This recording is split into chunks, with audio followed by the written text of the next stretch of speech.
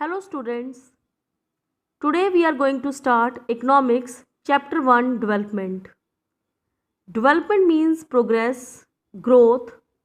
Every individual lives with an idea of development. हर इंसान अपनी development के बारे में सोचता है, चाहे वो आप हो, चाहे मैं हूँ, चाहे आपके पेरेंट्स हैं, चाहे आपके ग्रैंड पेरेंट्स हैं. अब आप अपनी डेवलपमेंट के बारे में क्या सोचते हो? That you want to settle in life, have a good career. और आपके पेरेंट्स का डेवलपमेंटल गोल क्या होगा? वो तो लाइफ में सेट हो चुके हैं, but whatsoever they have achieved they may want to reach at the higher level और एट दी नेक्स्ट लेवल. और ऐसे ही आपके ग्रैंड पेरेंट्स जो बहुत कुछ अचीव कर चुके हैं और they may have fulfilled all their responsibilities, still they may have joined any institution or the religious place in order to satisfy their spiritual needs or any other needs. So every individual lives with an idea of development. तो जिस तरह से हर individual अपनी development के बारे में सोचता है, similarly we have ideas of development for our country. वैसे ही हम अपनी कंट्री की डेवलपमेंट के बारे में भी सोचते हैं. हम चाहते हैं कि हमारी कंट्री जो है वो डेवलप्ड हो. There should be a good infrastructure, good institutions, there should not be any kind of poverty, there should not be any kind of corruption, और there should not be unemployment problem. So we think about our development and we think about the development of our country. Now the answer of development we will get in economics, history or in political science. It means that अगर हम individual development की बात कर रहे हैं और we are talking about the national development, development depends upon the economic condition, historical reference और the political structure of any country. It can be understood with the help of one example. That suppose you want to be an engineer, you want to be developed.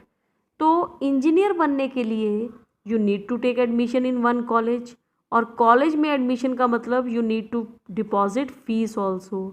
अब fees deposit होगी या नहीं होगी ये आपकी economic condition के ऊपर depend करता है.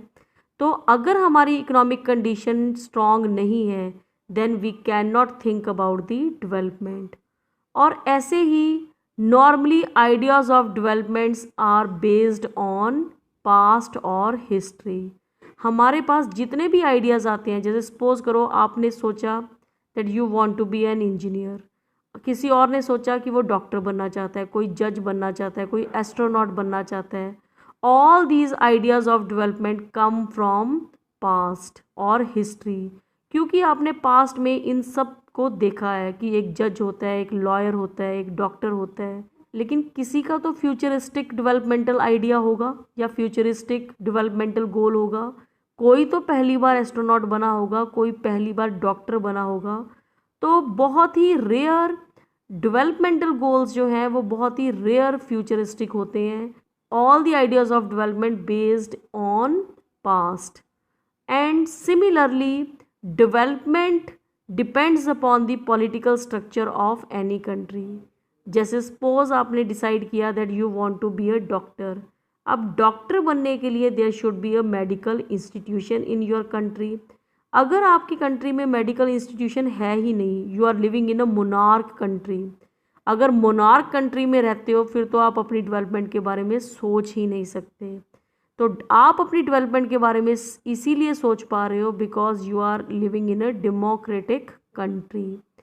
सो अगर वो इंस्टीट्यूशन ही नहीं है और अगर आपने सोच लिया कि you will go to a foreign country in order to do the course of medical, तो उसके लिए भी आपको गवर्नमेंट की परमिशन चाहिए. You need visa, you need passport first of all from your country to visit the foreign land. So all the answers of development we get in economic condition or from history or the political structure of any country. Now what development promises? Different people, different goals. It means different people have different developmental goals, all have different aspirations. हर इंसान की जो इच्छाएं होती हैं या desires होती हैं वो अलग अलग होती हैं. This can be understood with the help of one table. that there is one table has two columns. One is category of person and second is developmental goals and aspirations. First of all, landless rural laborer. Those who do not have land, they may have the desire of having more days of work, better wages. Local school is able to provide quality education. क्योंकि वो एक government running school में भेज रहे हैं तो वो चाहते हैं कि वहीं पर उनको क्वालिटी एजुकेशन प्रोवाइड हो, क्योंकि वो एक्स्ट्रा एफर्ट्स या एक्स्ट्रा मनी स्पेंड नहीं कर सकते. No social discrimination and also become leaders in the village. Now take the example of second category, that is prosperous farmer from Punjab. So they belong to a rich class, or the desire or the aspiration of the farmers will be high family income through higher support prices, hard working and cheap laborers, and also want to settle their children abroad. तो आपने देखा कि rural landless rural labourer और prosperous farmer from Punjab, इन दोनों की जो desires हैं वो बहुत ज़्यादा डिफरेंट हैं.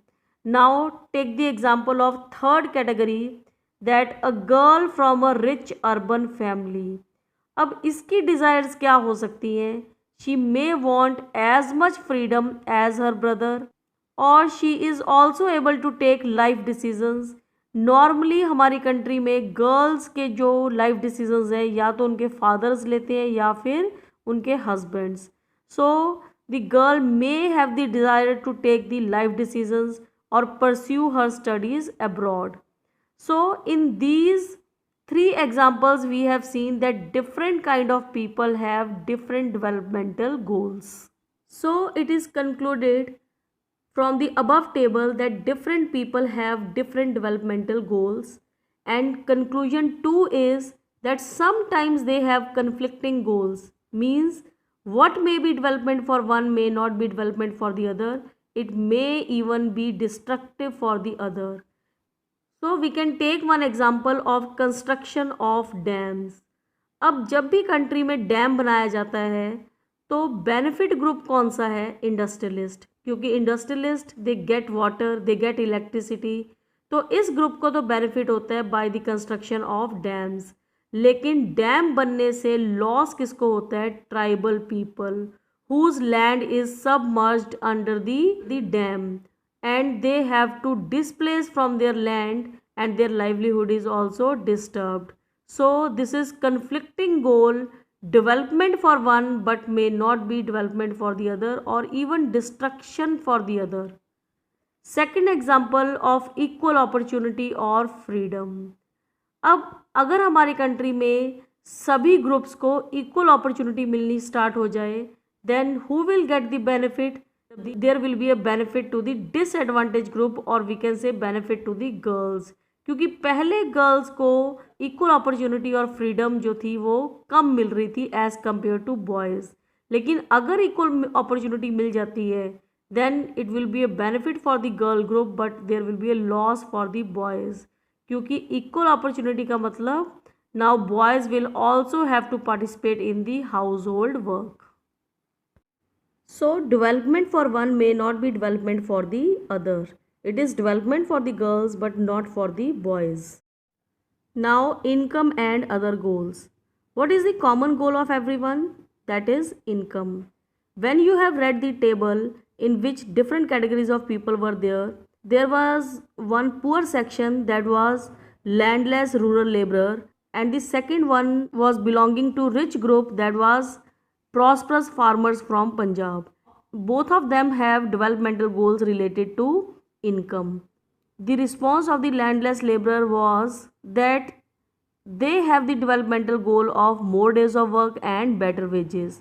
On the other hand, the prosperous farmer from Punjab, they also responded that they want more income through higher support price. So on the basis of responses of the people, we can say that normally people have two types of goals, materialistic goals and non-materialistic goals. Now materialistic goals.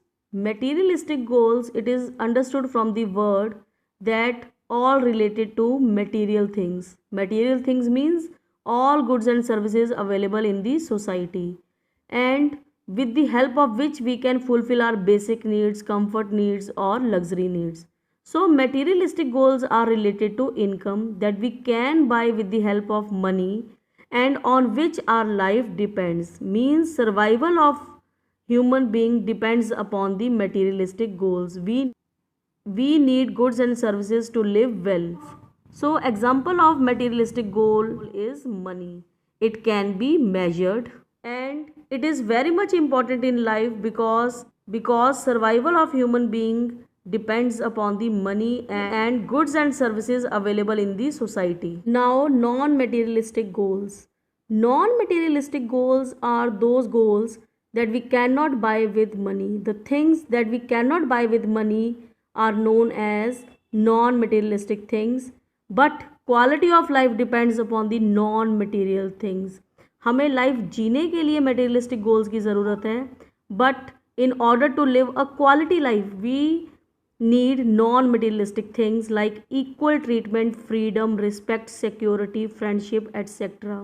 We cannot work without respect. We need freedom to live life.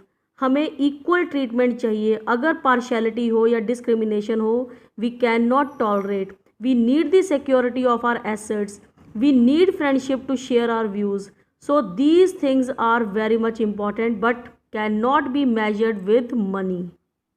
And sometimes non-materialistic things are more important than money. कुछ लोगों के लिए non-materialistic things, respect, freedom ज़्यादा importance रखती है as compared to money. People leave the opportunities to earn money if their respect is hurt, if their freedom is hurt. तो लोग money benefits को भी छोड़ देते हैं अगर उनको रिस्पेक्ट, उनको सिक्योरिटी या उनके साथ डिस्क्रिमिनेशन हो. Even a rickshaw puller or poorest person want to gain respect and without respect they are not ready to provide you services. अगर घर में एक मेड भी है, अगर उसके साथ भी हम अच्छे से बात ना करें या किसी रिक्शा पुलर के साथ भी हम अच्छे से बात ना करें तो वो आपको सर्विसेज नहीं प्रोवाइड करेगा. So sometimes non material things are more important than the material things. Now this is enough for today. In the next video we will do national development. Till then stay home, study at home and be safe. Thank you.